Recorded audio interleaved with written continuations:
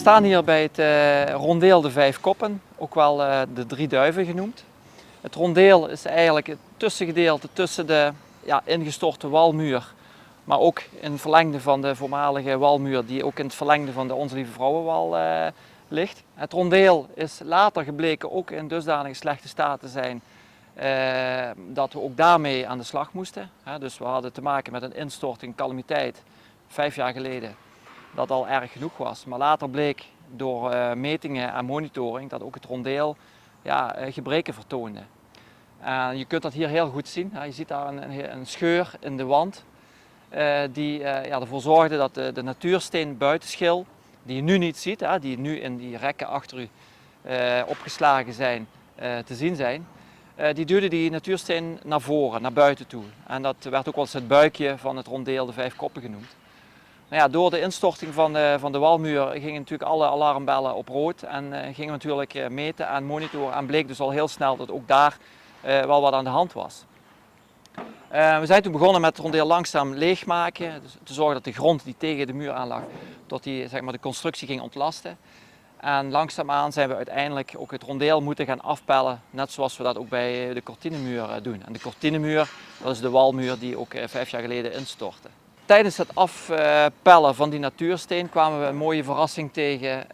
En we noemen dat mogelijk een mijnoven. Maar de bedoeling is om die wel in zicht te houden, zodat we straks dat ook kunnen laten zien en daar een verhaal over kunnen vertellen.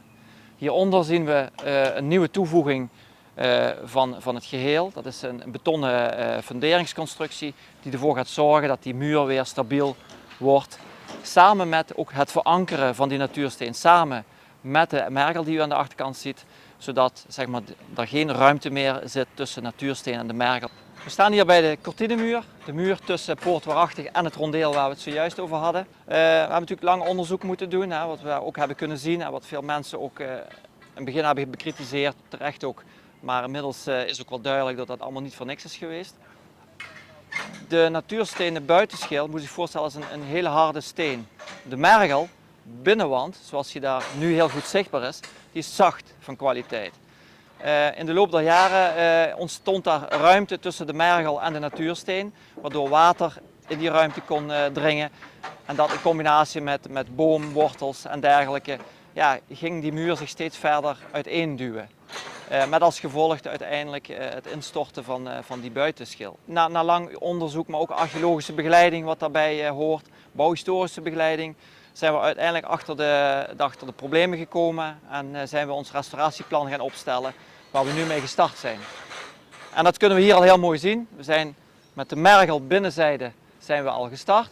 Aan deze kant, iets verderop links, zijn we ook al met de opbouw van de natuursteen begonnen. Gewoon vanuit technisch oogpunt wordt de steiger hier omgewisseld zodat mensen niet boven elkaar werken. Maar we zullen nu aan de linkerkant gaan beginnen met de mergel en de natuursteen gaat hier aan de rechterkant opgebouwd worden. En daarna gaan we heel snel ook door met het rondeel waar op dezelfde manier ook de natuursteen weer wordt opgebouwd. Je kunt hier al heel mooi zien, en dat is eigenlijk de enige wijziging aan de achterkant van de nieuwe situatie, de schietgaten. Ja, ik zeg nieuwe schietgaten, maar het zijn geen nieuwe schietgaten, het zijn gewoon de oorspronkelijke schietgaten die lang dicht zijn geweest, omdat er simpelweg grond tegenaan lag aan de achterkant. Of we hebben die grond eigenlijk al voor een deel afgegraven, waardoor de schietgaten weer vrij zijn gekomen. We gaan die weer openmaken, zodat we straks vanaf de wal, via de schietgaten, het park weer kunnen gaan beleven. En dus dat is een mooie nieuwe bijkomstigheid voor het project. Daarnaast wordt ook het hele plan aan de achterkant heel spectaculair. In tegenstelling dan wat we hier aan de voorkant zien. Dat was ook een voorwaarde van de Rijksdienst.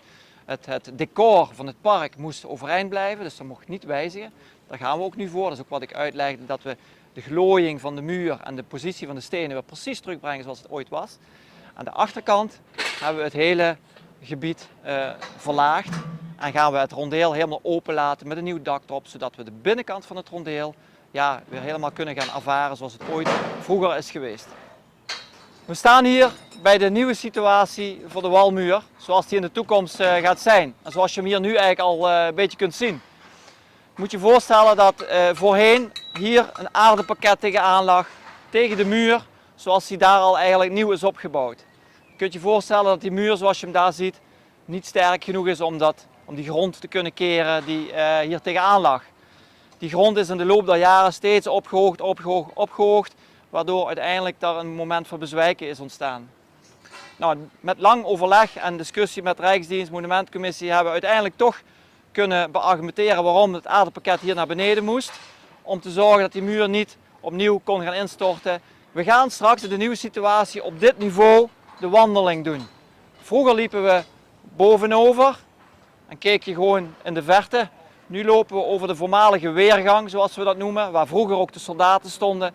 Achter de schietgaten, waar we het er straks over hadden, die vanuit dit punt straks weer heel mooi zichtbaar zijn. Je kunt via de schietgaten het park toch gewoon nog blijven beleven zoals we het vroeger op een hoger niveau deden. De weergang, zoals ik die net noemde, die is natuurlijk veel breder.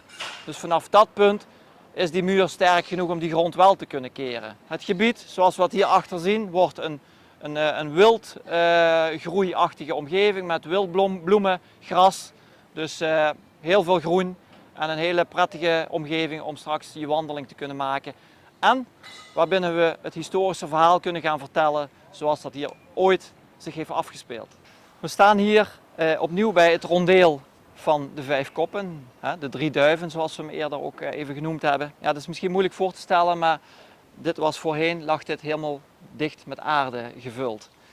Dit was natuurlijk de spectaculaire ontdekking die we deden in dit plan. We wisten van tevoren wel dat er wel iets zat, maar niet in deze vorm zoals we het nu hebben aangetroffen.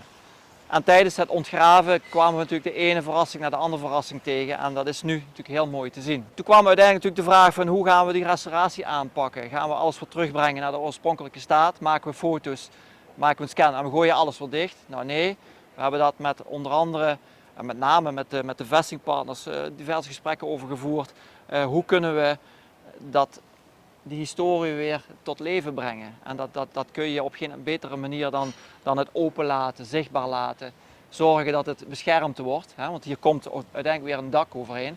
Bescherming en een podium als het ware om daarin een verhaal te kunnen vertellen. Nou, de plaatjes van het ontwerp die u kunt zien en ook zichtbaar zijn, die vertellen meer daarover. En daarin is ook te zien het spektakel van het rondeel zoals we het nooit van tevoren hebben kunnen ervaren.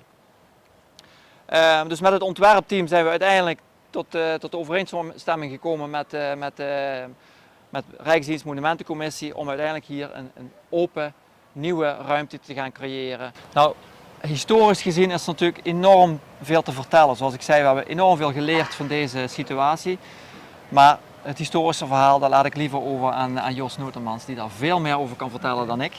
Dus mochten er dingen verkeerd zijn uitgelegd, Jos, corrigeer me gerust. Okay. Ik zou zeggen, geniet van het verhaal. Dankjewel, Ron. Jo. En tot ziens. Tot ziens. Ja goed, het verhaal van de 5 koppen, dat is een verhaal dat eigenlijk de laatste paar jaar volledig op zijn kop is komen te staan. We zeggen altijd dat Maastricht een soort van vestingbouwkundig prentenboek in het echt is, waar je de hele vestinggeschiedenis, de hele ontwikkeling van de vesting, van het meest primitieve tot in de 19e eeuw kunt volgen. En ja, de 5 koppen was daar eigenlijk een tamelijk stabiel onderdeel van. Hè. Op een gegeven moment wordt er vuurgeschut uitgevonden. Dat vuurgeschut wordt beter, er komen kanonnen. En met die kanonnen kun je muren kapot schieten. En het verhaal is altijd geweest, nou, en als je je daar beter tegen wil verdedigen, dan bouw je dus grote torens die gevuld zijn met grond, zodat je bovenop kanonnen kunt opstellen. En dat is eigenlijk het verhaal geweest tot 3 jaar geleden. En ja, Ron heeft ook al verteld dat rondeel helemaal vol lag met grond. Dus dat leek dat verhaal volledig te bevestigen. Wat hier nu ontdekt is door de calamiteit die hier is geweest, is eigenlijk dat die hele geschiedenis van de 5 koppen herschreven moet worden. En daarmee ook een stukje van de geschiedenis van de vesting Maastricht. Maar we moeten misschien eerst even terug naar wat zijn nou rondelen. Nou ja, rondelen zijn eigenlijk grote halfronde uitbouwsels van een stadsmuur. En we gaan er dus vanuit dat die zijn uitgevonden om die stadsmuren beter bestand te maken tegen het vuurgeschut. In Maastricht zijn 2 van die rondelen bewaard gebleven, de 5 koppen en Haat en de Nijd dat verder naar die kant ligt. Maar we moeten ons ook realiseren dat er in Maastricht meer van die rondelen zijn geweest op andere plaatsen die afgebroken zijn. Nou ja, wat je hier nu ziet is in feite dat dat rondeel niet altijd opgevuld is geweest. En dat het waarschijnlijk in oorsprong een holle toren is geweest met rondom schietgaten. 7 schietgaten die in alle richtingen gericht zijn en waar je dus met primitieve handvuurwapens de omgeving kon bestrijken. Wat je hier ook kunt zien, want als je nou naar dit rondeel kijkt, het is bouwkundig gezien een soort van rommeltje. Het is van alles door elkaar en dat wordt straks ook een hele grote uitdaging om dat heel goed aan mensen uit te leggen. Je hebt dus een holle toren waar mensen achter schietgaten konden staan. Maar al vrij snel is die holle toren gevuld en zijn ze bovenop gegaan met hun verdediging. Maar daarbij is er beneden ook nog een kazemat gebouwd voor 2 stukken iets zwaarder geschut die langs de muur konden schieten. Dus je ziet hier eigenlijk in 1 vestingwerk een hele ontwikkeling die zich eigenlijk in 30, 40, 50 jaar heeft voltrokken. Want dit rondeel is gebouwd in 1516. En je moet je ook bedenken dat er was in die tijd geen leger, er waren geen soldaten. Het waren de burgers die de stad moesten verdedigen. En die burgers die moesten ook bedenken hoe ze zich tegen dat verschrikkelijke nieuwe wapen konden gaan verdedigen. En natuurlijk kregen ze daar hulp bij. Er waren vestingbouwkundige ingenieurs, die kwamen uit Italië, waar ze al veel meer ervaring hadden opgedaan. Maar je moest hier als het ware vestingbouwkundig het wiel opnieuw uitvinden. En dat betekent dus dat ze iets hadden uitgevonden, maar dat ze eigenlijk 10, 15 jaar later al bedachten, oké, dit was toch niet helemaal wat we nodig hebben, we moeten het weer helemaal anders gaan doen. En dat stukje geschiedenis kun je aan datgene wat hier nu in dit rondeel is ontdekt, kun je gaan beleven straks, doordat inderdaad dat rondeel hol wordt. Doordat daar ruimte komt om daar met een groep mensen binnen te gaan kijken naar al die facetten van die geschiedenis. Als je nou straks die schietgaten gaat bekijken, je bent in het rondeel, dan zul je zien dat die schietgaten voorzien zijn van 2 gaten aan de zijkant waar eigenlijk een soort balkje in kon komen te zitten. En dat was voor de haakbus, want de haakbus was een vuurwapen met, de naam zegt het al, een haak. Die zette je achter dat balkje en dat voorkwam dat dat vuurwapen met een enorme schok naar achteren kwam. Dus al die schietgaten die je hier ziet hebben zo'n voorziening en daardoor weten we dus dat die schietgaten oorspronkelijk gebouwd zijn voor haakbussen. Iets wat je hier ook heel mooi kunt zien is dat naar de buitenkant van het rondeel toe, daar aan de binnenkant een hele dikke mergelmuur zit. Dat heeft waarschijnlijk ook te maken met het idee van dat beschermt ons beter tegen dat vuurgeschut. Namelijk, de buitenkant van het rondeel is natuurlijk daar is de kans het grootste dat je daar voltreffers krijgt van vijandelijk geschut. En vandaar dat men dus aan de binnenkant daar een hele zware mergelmuur heeft gezet met het idee van, dan zijn ze er niet zo snel doorheen. Op andere plaatsen in Europa zie je dat soort muren aan de buitenkant van de rondelen zitten. Maar hier hebben we het pas kunnen ontdekken doordat het rondeel werd leeggegraven. En ja, ik zeg net op andere plaatsen in Europa, kijk, wij hebben hier een stukje geschiedenis ontdekt dat niet alleen uniek is voor Maastricht, maar wat waarschijnlijk ook zijn weerklank gaat vinden in bij mensen die vestingwerken in Europa bestuderen. Want dit is een hele fascinerende periode waarin in heel snel tempo allerlei veranderingen zijn ingevoerd.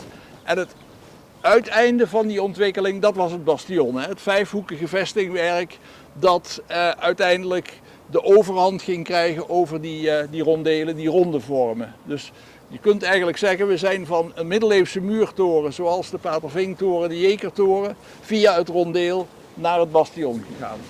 Nou, we zijn inmiddels een klein stukje vanaf het rondeel de 5 Koppen naar Haat en het Nijd gelopen. Dus eigenlijk in de richting van de Poort Waarachtig.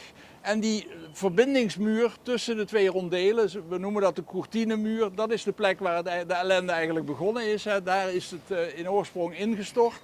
Die is ook helemaal gedemonteerd. En wat daarbij ontdekt is dat in die muur ook een aantal schietgaten hebben gezeten. Die hadden we voorheen ook niet gezien, niet ontdekt. Die zijn nooit beschreven geweest. En die worden hier dus nu gereconstrueerd. En dat betekent dus dat ook die verbindingsmuur een weergang heeft gehad met schietgaten. We hebben vroeger altijd gedacht dat die weergang veel hoger lag. En dat je vanaf die muur over de muur heen moest schieten. Maar nu is ontdekt dat de weergang veel lager ligt en dat daar dus een aantal mooie schietgaten hebben gelegen die straks ja, een blik op het park geven. De buitenschil van het rondeel en ook van de verbindende walmuur is volledig afgepeld. Hè. Dat zijn allemaal van dit soort hardstenen blokken en die zijn allemaal hier op het bouwterrein in rekken opgeslagen. Die hebben allemaal een nummer gekregen zodat ze allemaal weer precies op dezelfde plek in het gebouw kunnen terugkomen. Dat zijn op zich allemaal tamelijk saaie blokken Naamse hardsteen waar niet veel aan te onderscheiden valt. Maar zo af en toe is er een steen zoals deze waar je wel een detail in kunt zien. En het aardige is dat het detail wat je in deze steen nu kunt zien, dat verwijst naar een stuk modernere geschiedenis van de Vijf Koppen. Namelijk dat vanaf de tweede helft van de 19e eeuw hier het kanaal van Luik naar Maastricht langs liep. En dat er dus in dat rondeel, ja, hier heeft een ijzeren strip overheen gezeten, dat daar dus plaatsen waren waar je schepen met een touw aan vast kon maken. En dit is dus een steen van het rondeel die eigenlijk verwijst naar de geschiedenis van het kanaal in de 19e eeuw. We hebben hier, er komt hier straks weer een vijver terug, maar je moet je dus voorstellen dat hier vroeger, ja, dat was geen vijver, maar dat was een kanaal waar schepen naar Luik doorvoeren van Maastricht naar Luik en omgekeerd.